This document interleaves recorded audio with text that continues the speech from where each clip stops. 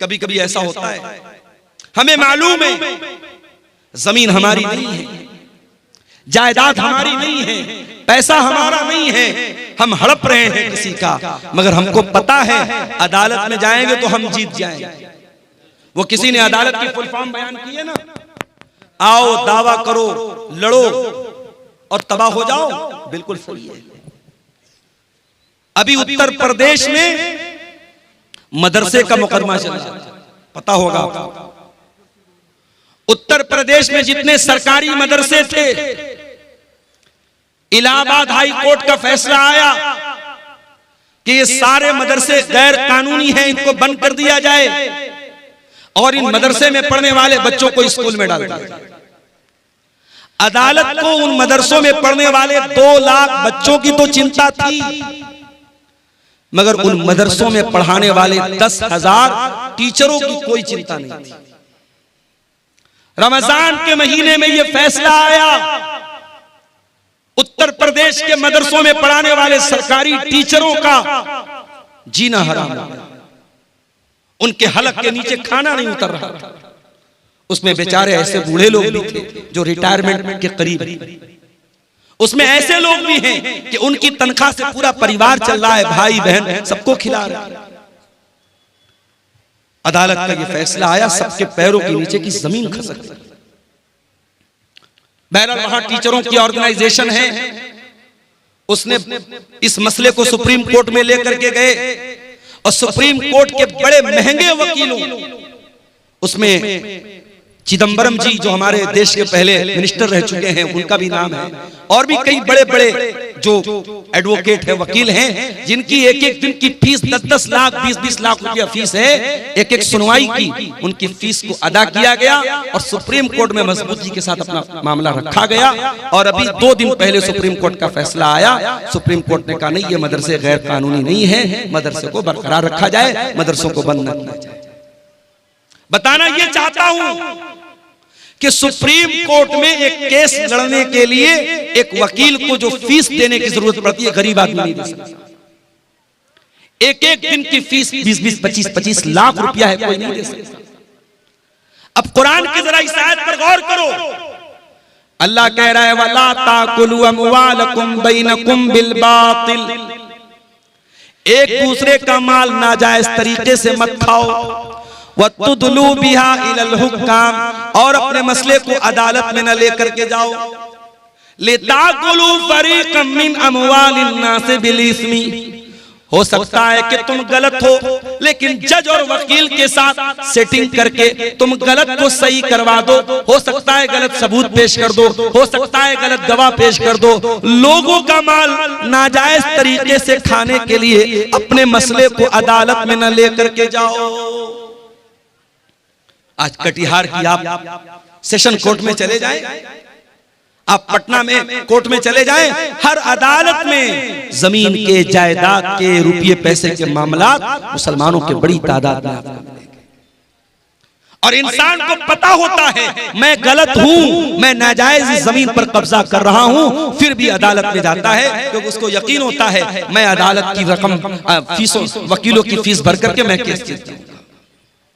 कान खोल करके सुन लो मेरे प्यारे साथियों, दुनिया की अदालत के ऊपर भी एक अदालत है और उस अदालत में कोई वकील नहीं होगा, उस अदालत का जज अल्लाह रब्बुल आलमीन होगा। न वहां रिश्वत चलेगी, न वहां किसी की झूठी गवाही चलेगी। वहां अगर आप झूठ बोलना चाहेंगे, आपका हाथ सच बोल देगा, आपका पैर सच बोल देगा, आपकी चमड़ी सच बोल देगी। अल्लाह कहता है हत्ता इज़ा मा जाऊहा शहीद अलैहिम समऊहुम व अबसारुहुम व जुलूदुहुम बिमा कानू यअमलून। मेरे बंदो, कयामत के दिन तुम्हारे कान भी गवाही देंगे, तुम्हारी आंखें भी गवाही देंगी, तुम्हारी चमड़ी भी गवाही देगी। वक़ालू लिजुलूदिहिम लिमा शहीदतुम अलैना क़ालू अंतक़नल्लाहु अल्लज़ी अंतक़ कुल्ल शै। इंसान अपनी चमड़ी से कहेगा तू कैसे बोल रही है, इंसान की चमड़ी कहेगी अल्लाह ने हमको बोलना सिखाया है और आज हम तेरे करतूत, तेरे काले करतूत हम खोलेंगे।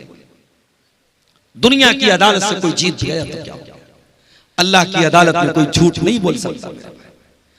हसनगंज की धरती पर, धोकरदा की धरती पर अगर आपने कोई गलत काम किया है, कोई पाप किया है, किसी के साथ नाजायज काम किया है, आपकी ये धरती भी कयामत के दिन गवाही देगी। इज़ा ज़ुलज़िलतिल अर्ज़ु ज़िलज़ालहा व अख़रजतिल अर्ज़ु अस्क़ालहा व क़ालल इंसानु मा लहा यौमइज़िन तुहद्दिसु अख़बारहा। कयामत के दिन ये जमीन भी गवाही देगी, जमीन बोलेगी। अल्लाह की अदालत में कैसे बचेंगे?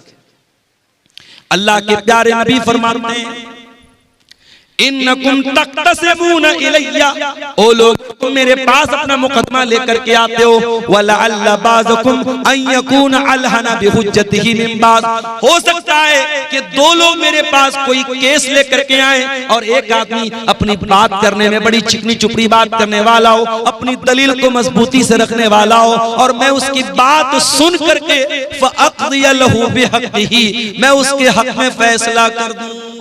ऐसा हो सकता है क्योंकि मैं इंसान हूं। ओ लोगों, मैं बशर हूं, मैं इंसान हूं। हो सकता है कि जो बेचारा हक पर है, जो सही है, उसको बोलना नहीं आता, और जो गलत है वो अपनी जबान की बदौलत, अपनी बातचीत की बदौलत अपनी बात को मनवा ले। अगर ऐसा कभी हो जाए तो अल्लाह के नबी क्या फरमाते हैं, फमन क़ज़यतु लहू बिहक़्क़ि अख़ीही फ़इन्नमा अक़तअ लहू क़ितअतम मिनन नार। अगर मैं किसी के हक में अगर फैसला कर देता हूं और वो जमीन उसके भाई की थी, वो हक उसके भाई का था, वो रुपया पैसा उसके भाई का था, और मैंने गलत फैसला कर दिया और उसके हक में कर दिया, तो अल्लाह के नबी क्या फरमाते हैं, इन्नमा अक़तअ लहू क़ितअतम मिनन नार। मैं जमीन नहीं दे रहा हूं, मैं जायदाद नहीं दे रहा हूं, मैं रुपया पैसा नहीं दे रहा हूं, मैं जहन्नम की आग का टुकड़ा दे रहा हूं। है किसी में मजाल? जमीन और जायदाद पर आज नाजायज कब्जा करने के वाकयात मुसलमानों में बड़ी कसरत के साथ। इस्लामी निज़ाम मीरास में भी यही होता है मेरे भाई। बाप मर गया, बाप ने 1 लाख रुपया छोड़ा, शरीयत क्या कहती है जरा गौर से सुनिएगा। इस्लाम का निज़ाम मीरास बयान कर रहा हूं आपको। 1 लाख रुपया बाप छोड़ करके मरा है, 1 लाख कैश छोड़ करके मरा, जमीन जायदाद छोड़ करके मरा। अब शरीयत क्या कहती है कि सबसे पहले मरने वाले की रकम से उसकी तजहीज़ और तकफीन की जाएगी, उसको दफनाया जाएगा, उसको कफनाया जाएगा, उसकी कब्र को खोदने पर, उसके कफन के कपड़े पर और उसकी कब्र पर जो खर्चा आएगा उसके पैसे से अदा किया जाए। अगर कोई रिश्तेदार खड़ा हो जाए अच्छी बात है, अगर कोई खड़ा नहीं होता तो मरने वाले के पैसे से उसको अदा किया जाए। दूसरा काम, कफन दफन हो गया, मुर्दे को दफना भी दिया गया। अब दूसरा काम क्या करना है, अगर मरने वाले के ऊपर कोई कर्जा था, उस कर्जे को उसके पैसे से अदा किया जाएगा, उसके तरके से अदा किया जाएगा। कर्जा भी अदा हो गया। अब तीसरा काम ये देखा जाएगा कि मरने वाले ने किसी को वसीयत तो नहीं की है, और वसीयत किसको बोलते हैं ये समझ लो। हो सकता है मरने वाला अपनी जिंदगी में मदरसे की मदद नहीं कर पाया, मस्जिदों में चंदा नहीं दे पाया, अल्लाह की राह में खर्च नहीं कर पाया। मरने के टाइम एहसास हुआ यार इतनी दौलत बना के जा रहा हूँ, इतना पैसा बना के जा रहा हूँ, कुछ दीन के रास्ते में भी पैसा लगाना चाहिए, कुछ जमीनों जायदाद मदरसे के लिए भी देनी चाहिए। जैसे आज आपके मदरसे के लिए चंदा हुआ, मुझे चंदा करना नहीं आता, मेरे मुझे कहा था जो साहब मुझे लेके आ रहे थे, उन्होंने कहा था मौलाना साहब थोड़ा आप चंदे पर बोल दीजिएगा, लोग आए मुसाफा करके देते। ये सब मुझसे नहीं होता मेरे भाई, लेकिन एक अपील करता हूं कि जिंदगी में यही चीजें आपके काम आएंगी मेरे भाई। अब्दुल गफ्फार साहब की तकरीर सुनेंगे रात में चले जाएंगे, मौलाना जर्जी साहब की तकरीर सुनेंगे चले जाएंगे, मगर आपने इस मदरसे को जो चंदा दिया होगा वो कहीं ना कहीं आपके नामे आमाल में, आपकी नेकियों के अकाउंट में दर्ज हो जाएगा, और कयामत के दिन भी वो आपके काम आएगा। हो सकता है जिंदगी में आपको मौका नहीं मिल पाया, मरने के टाइम याद आया कि मुझे कुछ अल्लाह की राह में खर्च करना चाहिए, तो शरीयत क्या कहती है कि आप अपने माल की वसीयत कर सकते हैं, मगर वसीयत 1/3 से ज्यादा नहीं होनी चाहिए। 1/3 का मतलब समझते हैं 1/3। अगर मरने वाला 3 लाख रुपया छोड़ के गया है तो किसी मस्जिद में, किसी मदरसे में, किसी यतीम को, किसी गरीब को या किसी ऐसे रिश्तेदार को जो उसका वारिस नहीं है, वारिस को वसीयत नहीं कर सकता। अपने बेटे को वसीयत करके जाए, बेटे को इतना दे दो, बेटी को इतना दे दो, उसका कोई एतबार नहीं। वारिस को वसीयत, बेटा तो वारिस है, बेटी तो वारिस है, बाप तो वारिस है, वारिस को वसीयत नहीं करेगा। वारिस के अलावा कोई रिश्तेदार है, मान लो किसी बच्चे को आपने गोद ले लिया, किसी बच्चे को आपने पाल लिया, परवरिश कर ली। अब जाहिर है आपने परवरिश तो की है, मगर वो आपका सगा बेटा नहीं है तो आपकी जायदाद का वारिस नहीं। अगर आपको लगता है कि इस बच्चे को मैंने पाला है और मेरे बाद इस बच्चे को जरूरत पड़ेगी रुपये की, पैसे की, जमीन की, जायदाद की, तो आप अपनी प्रॉपर्टी का, अपने तरके का 1/3, उससे ज्यादा नहीं, उससे कम तो कर सकते, उससे ज्यादा नहीं, 1/3 तक आप उसको वसीयत कर सकते। तो पहला काम क्या करेंगे? जनाजे की तैयारी। दूसरा काम कर्जे की अदायगी। तीसरा काम वसीयत को हम पूरा करेंगे।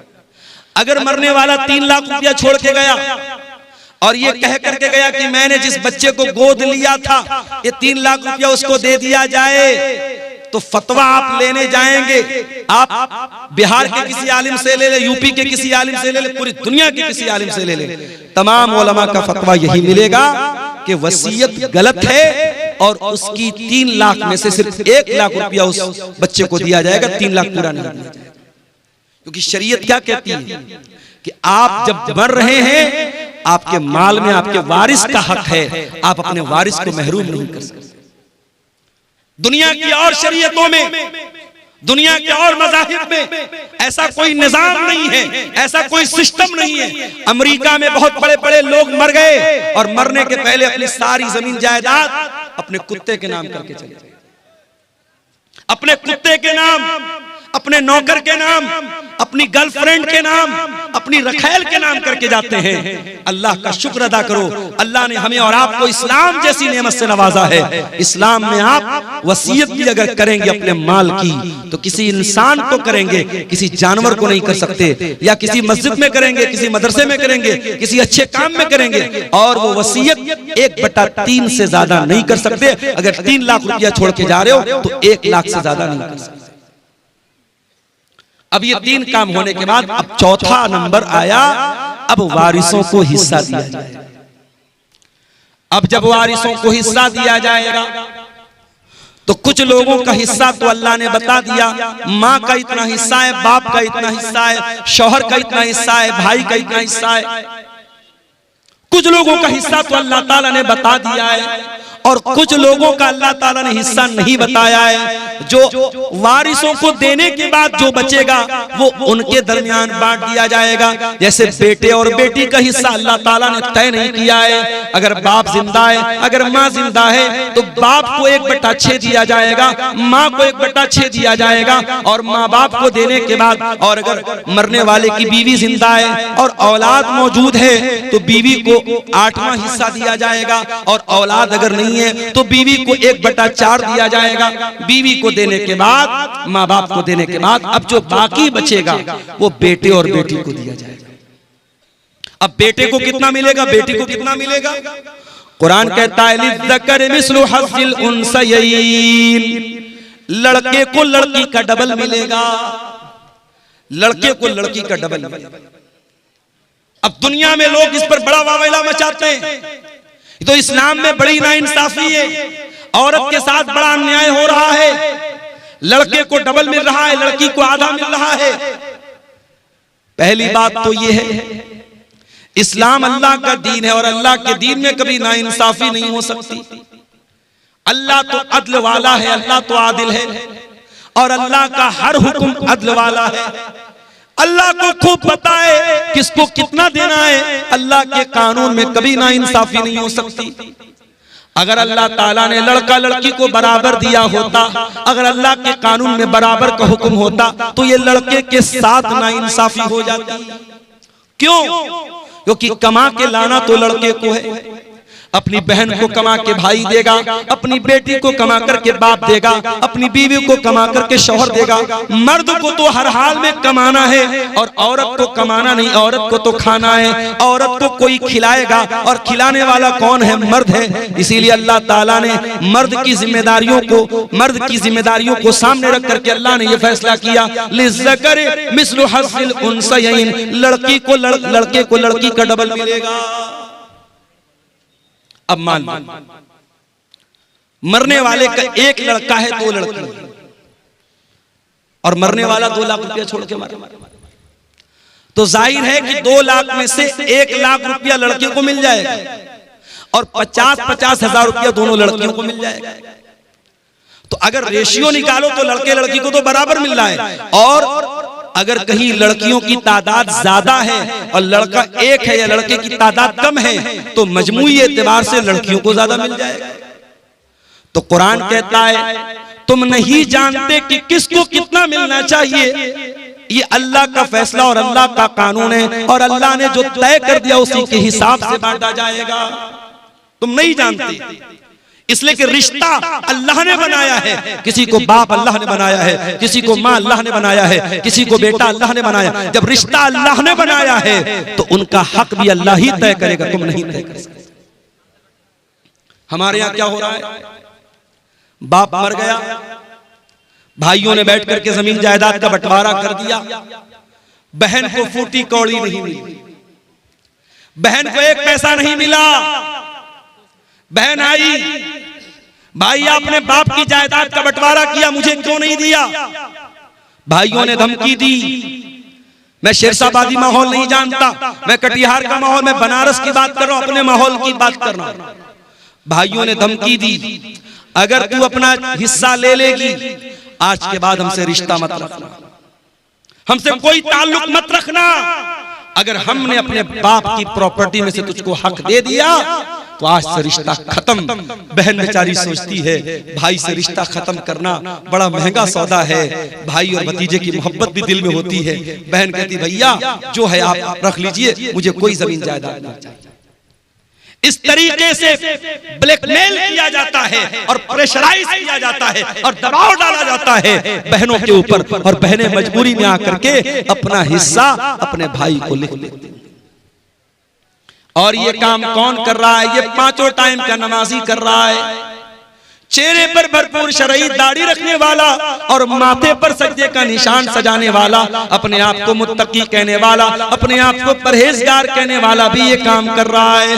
ओ लोगों, अल्लाह को क्या हिसाब दोगे जब अल्लाह का कानून ये कह रहा है कि आपके वालिद के इंतकाल के बाद आपके बाप की प्रॉपर्टी में आपका हिस्सा है और आपकी बहन का भी हिस्सा है। वो कौन सा कानून है, वो कौन सा इंसाफ है जिसकी वजह से आपने अपनी बहन को उसका हक नहीं दिया? जरा ईमान से बताओ, जरा अपने दिल पर हाथ रख करके बताओ मेरे भाई। और ये भी याद रखिए, इस्लाम का जो निजाम मीरास है ये कोई बाई चॉइस नहीं है कि अमल कर लो तो अच्छी बात है और अगर अमल नहीं करोगे तो कोई हर्ज की बात नहीं है। अल्लाह ने जब मीरास का कानून बयान किया तो क्या फरमाया? तिल्का हुदूदुल्लाह, ऐ मेरे बंदो, ये अल्लाह ताला का बनाया हुआ कानून है। वमन युतिल्लाह व रसूलहु युदखिलहु जन्नातिन तजरी मिन तातिहल अनहारु खालिदीन फीहा अबदा। जो अल्लाह की बात मानेगा, जो रसूल की बात मानेगा, जो अल्लाह के कानून पर चलेगा, अल्लाह उसको जन्नत में डालेगा जहां जन्नत में हमेशा हमेशा रहेगा। वज़ालिकल फौजुल अजीम, और ये बहुत बड़ी कामयाबी है। वमन यासिल्लाह व रसूलहु व यतअद्दा हुदूदहु, और जो अल्लाह की नाफरमानी करेगा, जो रसूल की नाफरमानी करेगा, जो अल्लाह के कानून को तोड़ेगा, जो अल्लाह के निजाम मीरास को नहीं मानेगा, जो अल्लाह के बनाए हुए कानून के मुताबिक अपनी बहन बेटी को हिस्सा नहीं देगा, अल्लाह क्या फरमाता है? युदखिलहु नारन खालिदन फीहा, अल्लाह उसको जहन्नम के अंदर डालेगा और जहन्नम में बहुत लंबे टाइम तक वो रहेगा। वलहु अज़ाबुम मुहीन, और उसको जलील करने वाला अज़ाब दिया जाएगा। जहन्नम की आग, मेरे भाई हम सोच भी नहीं सकते। कोई ये ना सोचे अरे हम तो तौहीद वाले हैं, हम जहन्नम में जाएंगे, कुछ दिन तक जहन्नम में रहेंगे, फिर निकल जाएंगे। कोई ये ना सोचे जहन्नम की आग हम एक सेकंड के लिए बर्दाश्त नहीं कर सकते, इसलिए कि जहन्नम की आग तो बड़ी खतरनाक होगी। अल्लाह फरमाता है कुल्लमा नज़िजत जुलूदुहुम बद्दलनाहुम जुलूदन गैरहा लियज़ूक़ुल अज़ाब। जब जहन्नम की आग में तुम्हारी चमड़ी जल जाएगी, हम दूसरी चमड़ी चढ़ा देंगे, हम बार बार जलने की तकलीफ जहन्नमियों को देंगे। अगर जहन्नम के अजाब को सहन कर सकते हो, अगर जहन्नम के अजाब को बर्दाश्त कर सकते हो, तो अपनी बहन और बेटी का हक मार लो, और अगर बर्दाश्त नहीं कर सकते तो जाओ माफी मांगो और अपनी बहन और बेटी को उसका हक दे दो। एक और तरीका चल रहा है हरामखोरी का, और मुसलमानों में ज्यादा पाया जा रहा है। जमीन मेरी है और मेरी जमीन के बगल में उसके मेरे पड़ोसी की जमीन है। मैं धोखे से क्या करता हूं, अपने पड़ोसी की जमीन का 1 फीट हिस्सा अपनी जमीन में शामिल कर ले रहा हूं। मैं मिसाल दे रहा हूं, अपने पड़ोसी की, अपने रिश्तेदार की जमीन पर नाजायज कब्जा करने के लिए जमीन पर बनी हुई बाउंड्री को मिटा देना, निशान को मिटा देना, या जमीनों जायदाद के कागज में हेर फेर कर लेना। मेरे प्यारे साथियों, अगर ये काम आप करते हैं तो कान खोल करके सुन लीजिए। अल्लाह के नबी फरमाते हैं लानल्लाहु मन गय्यरा मनारल अर्ज़ी, जो जमीन के निशान को बदल दे, जो जायदाद को हड़पने के लिए, जमीन को हड़पने के लिए जमीन के निशानात को बदल दे, उसके ऊपर अल्लाह की लानत बरसती है। अगर अल्लाह की लानत कि हम हकदार बनना चाहते हैं तो ये काम कर सकते हैं, वरना मेरे प्यारे साथियों ये बहुत ही खतरनाक काम। और आगे बढ़िए, अल्लाह के नबी फरमाते हैं इन्ना रिजालन यतखव्वज़ून फी मिन मालिल्लाह, कुछ लोग अल्लाह ताला के माल में नाजायज कब्जा करते हैं, दूसरों का माल नाजायज तरीके से खाते हैं। ऐसे लोगों का अंजाम क्या होगा? फरमाया ऐसे लोगों को अल्लाह ताला जहन्नम की आग में फेंक देगा।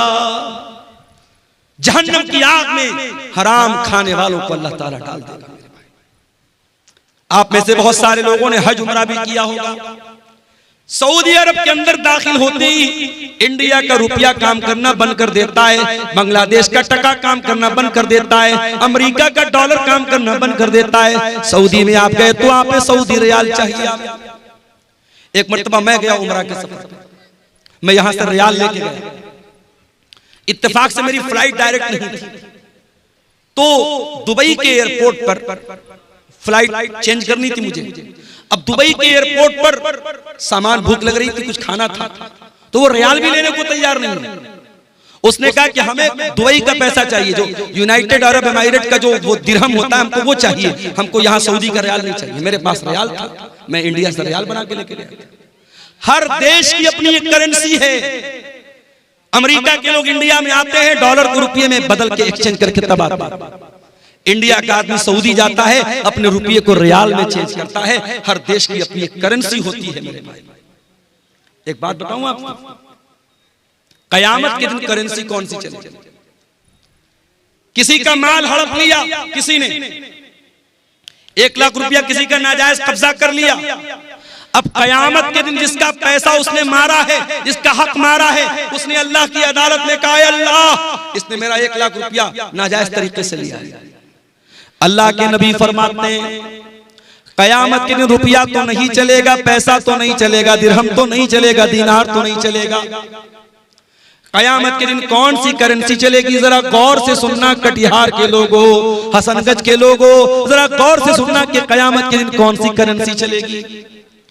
अल्लाह के प्यारे नबी फरमाते हैं अपने सहाबा से, ऐ मेरे सहाबा ये बताओ कि सबसे गरीब आदमी कौन है, सबसे कल्लाश आदमी, सबसे निर्धन आदमी, सबसे पुअर आदमी कौन है, सबसे गरीब आदमी कौन है? सहाबा ने कहा अल्लाह के नबी जिसके पास दिरहम ना हो, दीनार ना हो, रुपया ना हो, पैसा ना हो, सबसे बड़ा गरीब वही है। आपने फरमाया मेरी उम्मत के अंदर सबसे बड़ा गरीब वो होगा जो कयामत के दिन रोजा लेकर के आएगा, नमाज लेकर के आएगा, सदका खैरात लेकर के आएगा, ज़कात लेकर के आएगा, मगर किसी को गाली दी होगी, किसी को बुरा भला कहा होगा, किसी का माल हड़पा होगा, किसी पर झूठा इल्जाम लगाया होगा, उसकी नेकियां उन हकदारों को बांट दी जाएंगी। जिसका हक आपने मारा है, आपका रोजा लेके चला गया, आपकी नमाज लेके चला गया, आपका सदका खैरात लेके चला गया, आपका हज और उम्रा लेके चला गया। और अल्लाह के नबी फरमाते हैं फ़इन फ़नियत हसनातुहु, अगर उसकी नेकियां खत्म हो जाएंगी और फिर भी कुछ हकदार लोग लाइन में खड़े होंगे, अल्लाह ताला उन हकदारों के गुनाह इसके ऊपर लाद देगा। अल्लाह, हम लोग तो बड़ा खुश है साहब, हमने तो बड़ा दान दिया है मदरसों में, बड़ा जलसों में दान दिया है, बड़ा हज और उम्रा किया है।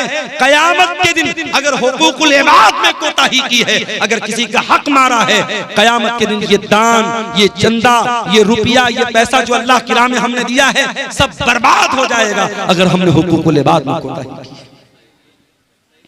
मेरे प्यारे साथियों, अल्लाह के प्यारे नबी फरमाते हैं अगर उसकी नेकियां खत्म हो जाएंगी और फिर भी हकदार लाइन में लगे हैं, अल्लाह ताला उन हकदारों के गुनाह इसके ऊपर ला देगा। जो इंसान दुनिया से नमाज लेकर के आया था, रोजा लेकर के आया था, ज़कात लेकर के आया था, हज लेकर के आया था, अब उसके ऊपर गुनाह लादे जा रहे हैं, बिल्कुल गुनाहों से भर जाएगा। सुम्मा तुरिहा फिन्नार, फिर उसको जहन्नम के अंदर फेंक दिया जाएगा। इतना खतरनाक मामला है मेरे भाई। इसलिए वरासत के मामलात में अल्लाह से डरो मेरे भाई। और कभी गौर करो, जिस बहन का हक मार रहे हो, जिस भतीजे का हक मार रहे हो, उसके बाप के मरने के बाद वो यतीम है, और यतीम का माल अगर नाजायज तरीके से कोई खाता है, उसकी बड़ी खतरनाक वईद है। अल्लाह के प्यारे नबी अल्लाह ताला कुरान में फरमाता है इन्नल्लज़ीना यअकुलून अमवालल यतामा ज़ुल्मन इन्नमा यअकुलून फी बुतूनिहिम नारा। जो लोग यतीम का माल नाजायज तरीके से खाते हैं, हराम तरीके से खाते हैं, एक तो हलाल तरीका है। अगर किसी यतीम की परवरिश आप कर रहे हैं और आप पैसे वाले नहीं हैं, आप उसकी परवरिश कर रहे हैं और उस परवरिश के बदले में उस यतीम का जो माल है उसमें से अपने हक भर का पैसा आप ले रहे हैं, तो उसकी गुंजाइश मौजूद है। लेकिन अगर नाजायज तरीके से यतीम का माल कोई खा रहा है, इन्नल्लज़ीना याकुलून अमवालल यतामा ज़ुल्मा, जो यतीम का माल नाजायज तरीके से खा रहा है, इन्नमा याकुलून फी बुतूनिहिम नारा, वो अपने पेट में जहन्नम की आग भर रहा है, अपने पेट में जहन्नम की आग भर रहा है। यतीम इस लायक नहीं है कि उसके ऊपर जुल्म किया जाए। बड़ा बेरहम है वो इंसान, बड़ा जानवर है वो इंसान जो किसी यतीम के हक को दबाए, जो किसी यतीम को मारे, जो किसी यतीम पर जुल्म करे। अल्लाह के प्यारे नबी तो यहां तक फरमाते हैं अना वकाफिलुल यतीमी कहातैन, मैं और यतीम की परवरिश करने वाला जन्नत में इस तरीके से रहेंगे। आपने अपनी दोनों उंगलियों से इशारा करके फरमाया जैसे ये दोनों उंगलियां एक दूसरे के साथ मिली हुई हैं, ओ लोगों, यतीम की परवरिश करने वाला जन्नत में मेरे साथ रहेगा। आज इन मदरसों में यतीम बच्चे पढ़ते हैं, इन मदरसों में यतीम बच्चे पढ़ते हैं, और उन यतीम बच्चों पर अगर आप कोई माल खर्च करते हैं, उससे डबल फायदा आपको मिलेगा। जो सवाब मिलेगा दान का, चंदे का, वो तो मिलेगा। अगर यतीम बच्चे के ऊपर आप माल खर्च कर रहे हैं तो कयामत के दिन अपने नबी के साथ रहने का मौका आपको मिलेगा। अल्लाह के नबी फरमाते हैं जो किसी यतीम की परवरिश में हिस्सा लेता है, अल्लाह के नबी फरमाते हैं कयामत के दिन वो जन्नत में मेरे साथ आएगा। मेरे प्यारे साथियों, किसी यतीम के माल को नाजायज तरीके से खाना जब हराम है, आपकी बहन भी आपके बाप के मरने के बाद यतीम हो गई, आपका भतीजा अपने बाप के मरने के बाद यतीम हो गया, उस भतीजे का, उस बहन का हक मारने के पहले सोच लो कि कल अगर तुम्हारे बच्चे यतीम हो गए तो उनका क्या होगा। उसकी जगह अपने आप को रख के सोचो, तुम्हारा इंतकाल हो जाए और तुम्हारे बच्चों के साथ कोई ना इंसाफी करे, तुम्हारे बच्चों का कोई हक मार ले, तो सोचो तुम्हें कैसा लगेगा। उसकी जगह अपने आप को रख के सोचो और किसी यतीम के माल को हड़पने की कोशिश करो। मेरे प्यारे साथियों, दुनिया में अगर किसी का हक हमने मारा होगा, कयामत के दिन हमको उसका बदला देना पड़ेगा। अल्लाह के प्यारे नबी फरमाते हैं लतुअद्दुन्नल हुकूका इला अहलिहा, तुम दुनिया में लोगों का हक दे दो वरना कयामत के दिन तुमको देना पड़ेगा। हत्ता युकाद लिशातिल जलहाई मिनशातिल करना, कयामत के दिन अगर सींग वाली बकरी ने बगैर सींग वाली बकरी को मारा है तो उस बकरी से भी किसास लिया जाएगा, उस बकरी से भी बदला लिया जाएगा, जानवरों से भी हिसाब लिया जाएगा। अगर जानवरों से किसास लिया जाएगा तो हम और आप तो इंसान हैं मेरे भाइयों, हमें और आपको भी हिसाब देना पड़ेगा। इसलिए मेरे प्यारे साथियों, कुरान का 30वां पारा खोलो, अल्लाह फरमाता है वताकुलून तुरास अकलन लम्मा वतुहिब्बूनल माल हुब्बन जम्मा।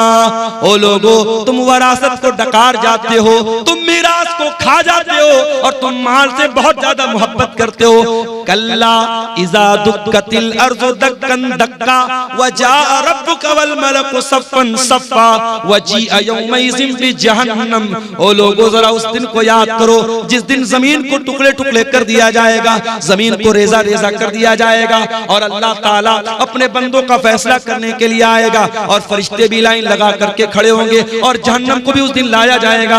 यौमइज़िन यतज़क्करुल इंसानु मा सा। और कयामत के दिन इंसान याद करेगा उसने दुनिया में क्या क्या किया है।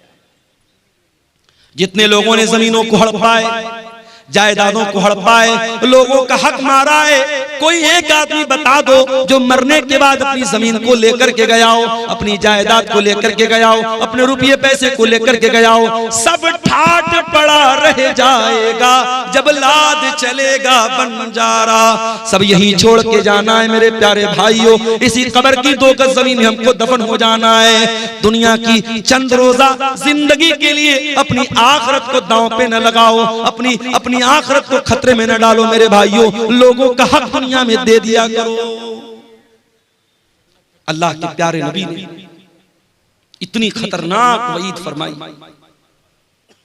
आपने फरमाया अपने इंतकाल के कुछ पहले आपने फरमाया अस्सलाता सलाता वमा मलकत ईमानुकुम। ओ लोगो, तुम नमाज की पाबंदी करना और अपने गुलामों और अपने लौंडियों के साथ तुम अच्छा सलूक करना, उनके साथ हक तलफी मत करना। इस्लाम वो दीन है कि समाज का वो तबका जो मजदूरों का तबका है, जो गुलामों का तबका है, जो लौंडियों का तबका है, जिसको दुनिया में हकीर माना जाता है, अल्लाह के प्यारे नबी अपने इंतकाल के पहले दुनिया को वसीयत करके जा रहे हैं, उस गुलाम और लौंडी का भी हक आपको नहीं माना।